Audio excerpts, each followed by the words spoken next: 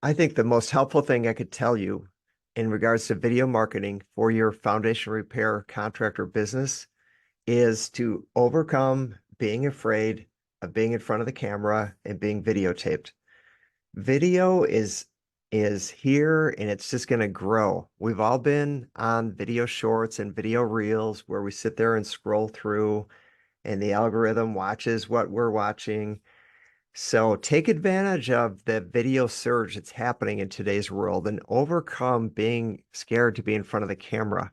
Now, as far as items or topics or content that you can create with video, people ask you questions over and over again regarding the same exact topic. So answer those questions, record yourself talking about that, and put them on the internet.